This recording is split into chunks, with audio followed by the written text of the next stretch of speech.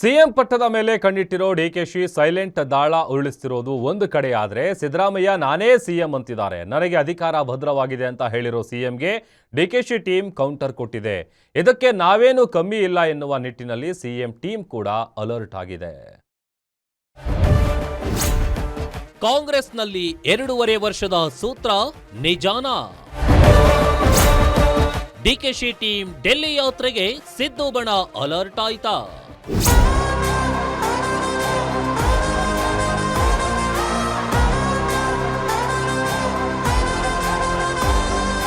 ಕಾಂಗ್ರೆಸ್ ಕುರ್ಚಿ ಕದನವನ್ನ ಗೆಲ್ಲೋದ್ಯಾರು ಅನ್ನೋ ಕುತೂಹಲ ಹೆಚ್ಚಾಗ್ತಿದೆ. ಡಿಕೆಶಿ ಟೀಮ್ ದೆಹಲಿಗೆ ಹೋಗ್ತಿದ್ದಂತೆ ಸಿದ್ದರಾಮಯ್ಯ ಬಣ ಕೂಡ ಅಲರ್ಟ್ ಆಗಿದೆ ಎನ್ನಲಾಗ್ತಿದೆ.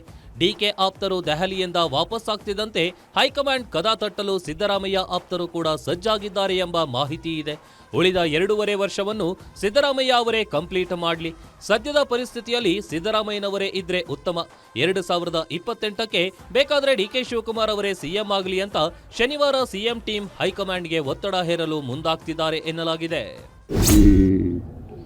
ನಂಬಿಕೆ ಇಲ್ಲ ಅಂತಂದ್ಮೇಲೆ ಇವೆಲ್ಲ ಪ್ರಶ್ನೆಗಳು ಬರೋದೇ ಇಲ್ಲ. ಅದಕ್ಕೆ ಹೇಳದ್ದು ಮೂಢನಂಬಿಕೆಗಳು ನಂಬಲ್ಲ ಅಂತ ಅನ್ನೋದು ಒಂದು. ಚಾಮರಾಜನಗರಕ್ಕೆ ಬರಬಾರದು ಅಂತ ಯಾರು ಹೇಳ್ತಾ ಇದ್ರು ಅವ್ರಿಗೆ ಅರಿವಾಗಲಿ ಅಂತಕ್ಕಂಥದ್ದು ಎರಡನೇದು.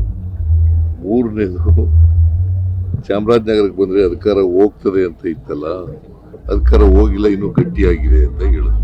ಗಟ್ಟಿಯಾಗಿರ್ತದೆ, ಈಗಲೂ ಗಟ್ಟಿಯಾಗಿದೆ, ಮುಂದೇನೂ ಗಟ್ಟಿಯಾಗಿರ್ತದೆ. ಈ ನಡುವೆ ಚಾಮರಾಜನಗರದಲ್ಲಿ ಸಿಎಂ ಹೇಳಿಕೆಯೊಂದು ಅಚ್ಚರಿ ಮೂಡಿಸಿದೆ.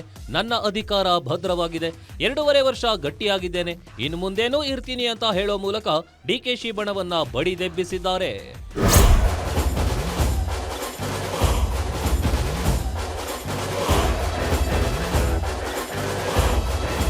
ಇನ್ನು ಡಿಕೆ ಟೀಮ್ ಆಕ್ಟಿವ್ ಆಗ್ತಿದ್ದಂತೆ ಸಿಎಂ ಸಿದ್ದರಾಮಯ್ಯ ಟೀಮ್ ಕೂಡ ಅಲರ್ಟ್ ಆಗಿದೆ.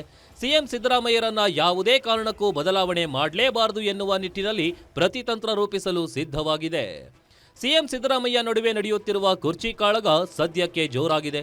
ಡಿಕೆಶಿ ಬಣದ ಸಂಘರ್ಷ ಯಾವ ಮಟ್ಟಕ್ಕೆ ತಲುಪುತ್ತೆ ಅನ್ನೋದನ್ನ ಕಾದು ನೋಡಬೇಕಿದೆ. Durgesh Nayak, political bureau, Guarantee news.